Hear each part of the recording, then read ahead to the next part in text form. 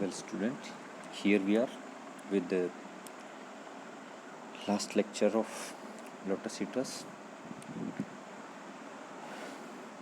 but propped on beds of amaranth and molly.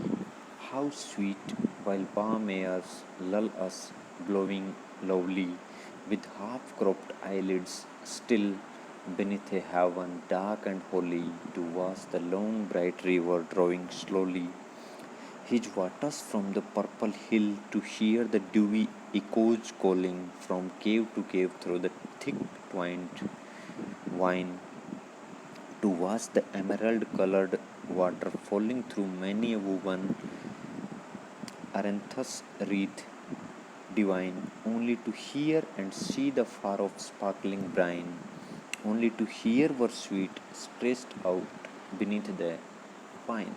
So again in the same mood, in the same stretch of thought in which they have been speaking so far, that we don't want to move anymore, we want to live here, we want to rest here, but propped on beds of amaranth and molly. So far he said that we have if we go to our island home, then we have to fight once again, we have to once again struggle unto our last bed to settle the things down. But here what we are doing, here we are reclining on the beds of amaranth and molly. We are just having rest, a total rest. And how sweet, with half cropped eyelids still, and those half dropped eyelids in which we are having a half sleep, half dream, half awake, that position in which we are just lying in a total trance, in a total calm, in a total peaceful manner. Then how sweet it is while the warm air lulls us, blowing lovely.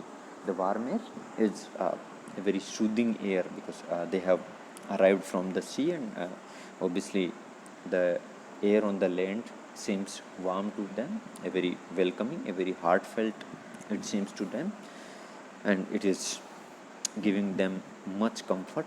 Then the journey beneath a heaven dark and holy, and above it is the heavens in the sky, and beneath it there is again a heaven dark and holy, to watch the long bright river drawing slowly. And here, to lie here on this shore and to watch the beauty of this island is like a heaven to them,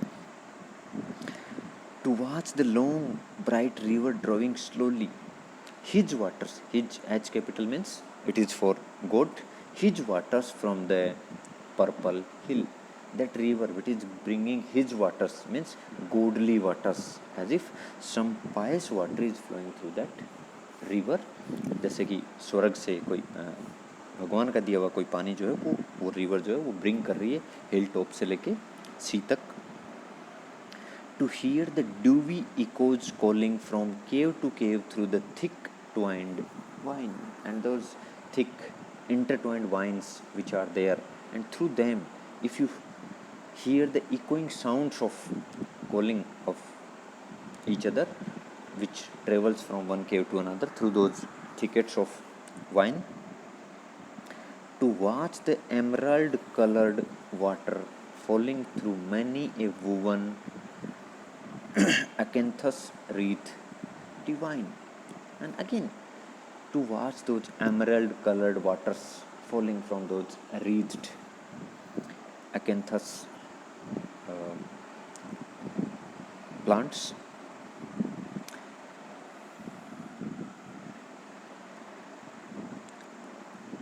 Again the very beautiful picture they are drawing of nature there. The river is flowing from those sparkled hilltops, the falls are falling through those divine wreaths, only to hear and see the far off sparkling brine. And that sea water, what is pleasure, what is happiness, what is a real peaceful thing, what is real joy is to only hear and see the sea from a far off distance, not to travel through it. Only to hear were sweet. It is sweet. The sea water is sweet when? Only when we hear it. Stretched out beneath the pine, when while we lying here beneath this pine tree, stretching out our body, and then if we hear those sounds, then it is good, then it is soothing, then it is sweet, then it is blissful. Otherwise, it is not blissful. The lotus blooms below the barren peak. The lotus blows by every winding creek.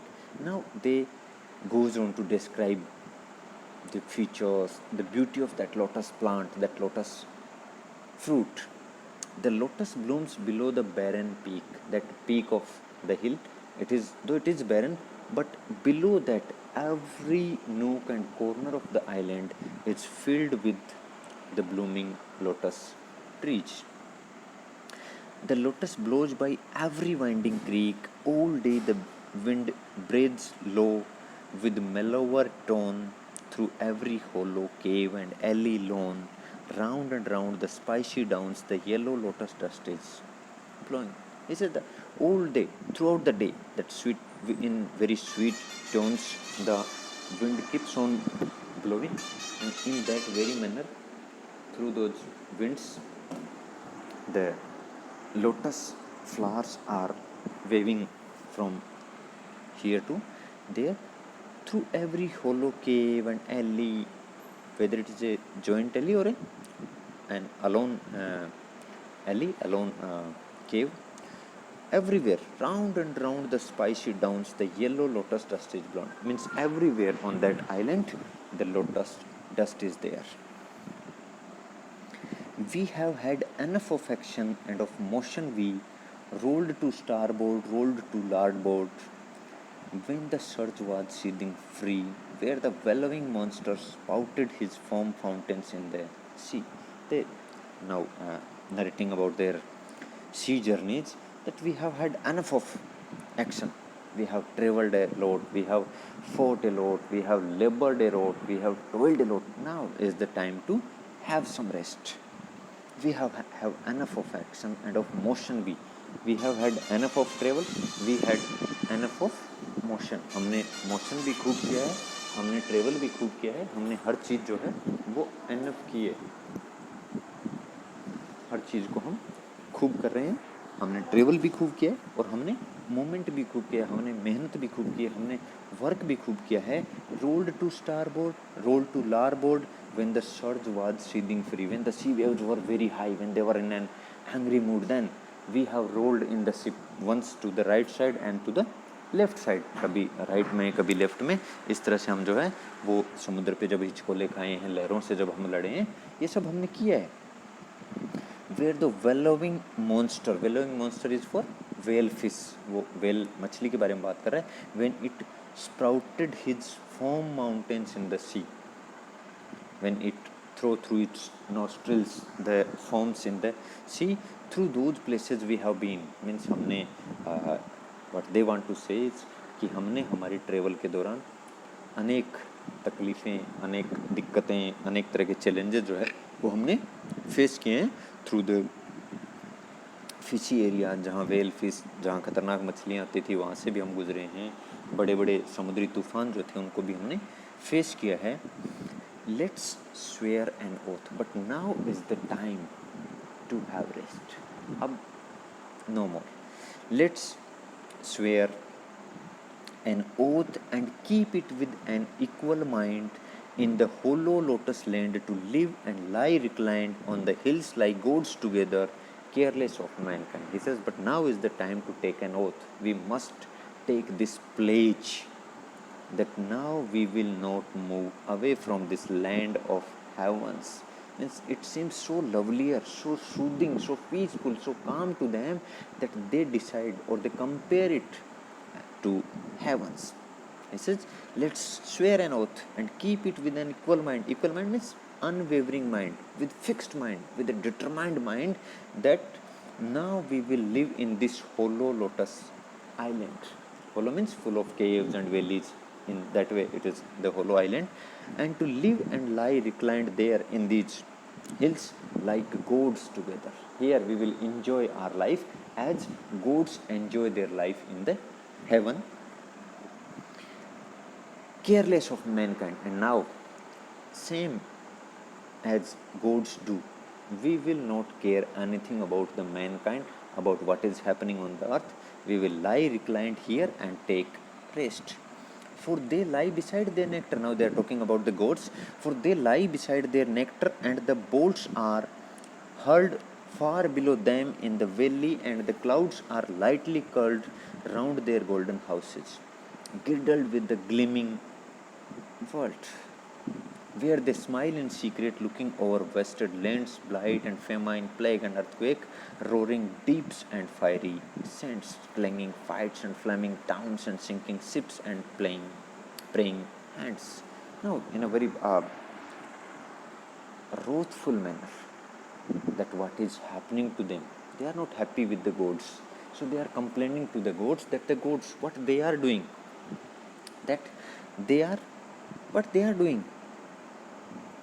For they, because as they lie beside their nectar, they lie there in the heavens having the sips of nectar, amrit जिसको हम कहते हैं, and the bolts are hurled, and the bolts means thunders, तूफान जो है उनको वो hurled करते हैं नीचे. Lightning is throne down. नीचे क्या आता है हमारे पास, लाइटनिंग आती है, बिजलियाँ जो कड़कती हैं. Far below them in the valleys and the clouds are lightly cut. और ऊपर वो जो जहाँ रह रहे हैं वहाँ क्या है, beautiful light clouds are covered them. They are moving around their abode, round their golden houses, girdled with the gleaming world. And the gleaming world is for stars. Their abode, their house, their world is girdled with the gleaming stars, where they smile in secret. And there in the heavens, the gods, what they do? They smile in secret over what? Over the hardships, over the troubles, over the problems of mankind. What problems mankind faces? They give a list.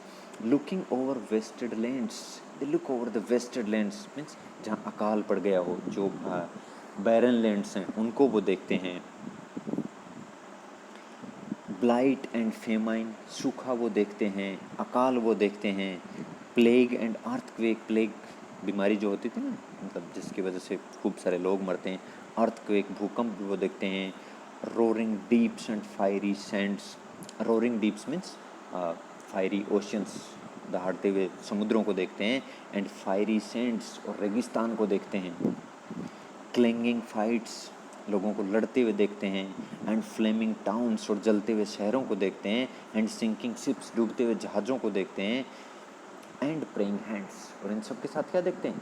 The praying hands of mankind. ये सब जिनके साथ हो रहा होता है, what they are doing? They are raising their hands towards gods for prayer. Actually, why they are mentioning in this way, that during the Troy war, as per the Greek mythology, they have angered the gods. Why? Because they have played foul in the Troy war. Otherwise, they could not have won the war. But as they have cheated on Troy, so the gods were angry to them. And due to that anger of gods, they have to travel for next 10 years until they reach their homeland. So that's why they are also having this complaining mood towards the gods. So he says that whatever problems we face here on this earth, whatever efforts we put, they are of no use to gods. Gods smile there secretly on us. They just stay there and smile upon our tiny efforts. But they smile.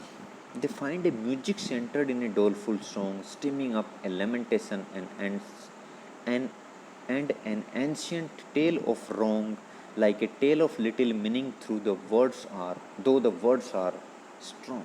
This says, but they smile. Even if we pray to them, even if we request to them, even if we plead to them, but it is of no use. They smile.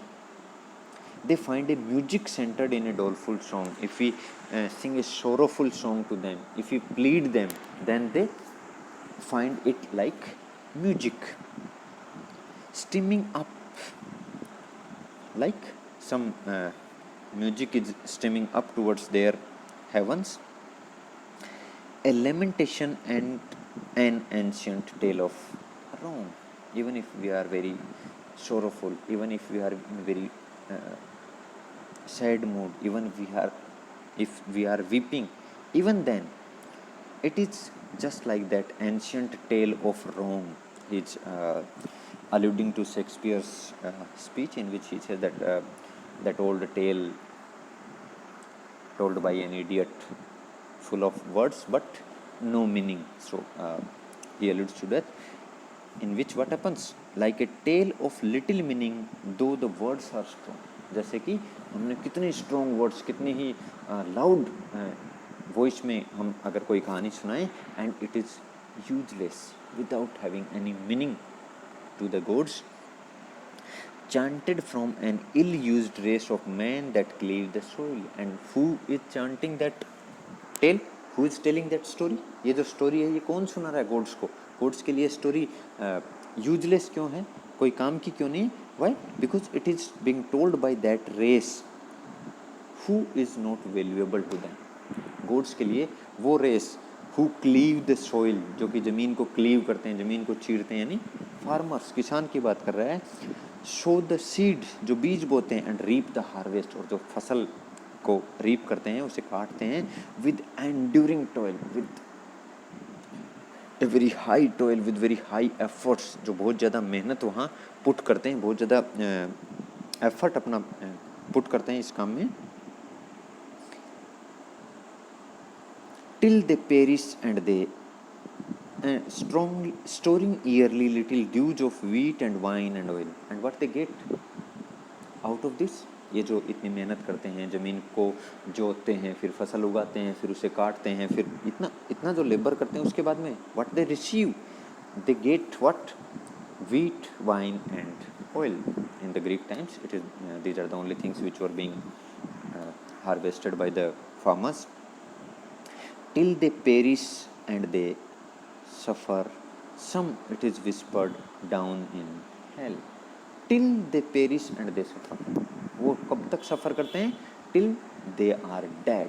जब तक वो मर नहीं जाते, they keep on doing the efforts, they keep on working like this. And then what they get? Some it is whispered, it is heard, it is the rumor that some are still suffering in the hell, suffer endless anguish, others in Elysian valleys dwell. उनमें से कुछ जो हैं वो अभी भी hello में जाते हैं मरने के बाद, और वहाँ सफ़र करते रहते हैं. एंड सम ऑफ देम, जो कुछ भाग्यशाली लोग जो होते हैं, they dwell in the Elysian valley, means in the heavens. Surely resting weary limbs at last on beds of asphodel. And there only those lucky ones who have got the place in the heavens. वो करें, सिर्फ वो लक्की once, उनमें से कुछ लोग जिनको haven में जगह मिलती है, only they rest their weary limbs on the beds of asphodel, on the beds of flowers. Surely, surely slumber is more sweet than toil. So they wants to tell us after this big analogy that really slumber is more sweet than toil. हम जो मेहनत कर रहे हैं, हम जो effort कर रहे हैं, इसकी बजाय हम जो कुछ हासिल कर रहे हैं, उसकी बजाय what is more sweet, what is more good for us, what is more lovely, more dear is slumber, sleep. नींद जो है, रेस्ट जो है, वो इस मेहनत के किसी भी फल से, किसी भी रिजल्ट से ज़्यादा बेहतर है. Than the shore than labour in the deep mid ocean wind and wave and oar. ये जो भी लेबर हम कर रहे हैं ना, जो भी मेहनत हम कर रहे हैं समुद्र में, ओर के साथ ना, वेव्स के साथ, विंड्स के साथ, why should we do this? Sleep is far better than this. ये जो मेहनत हम कर रहे हैं, ये जो एफर्ट हम कर रहे हैं, इसकी बजाय नींद, that is far more better. So rest ye brother mariners, we will no wonder, we will not wonder more. इसलिए this is what we appeal to us all mariners, the comrades of Ulysses, that we will not wonder more. Now we will not move anymore. We will remain here. we will stay here. Okay, thank you.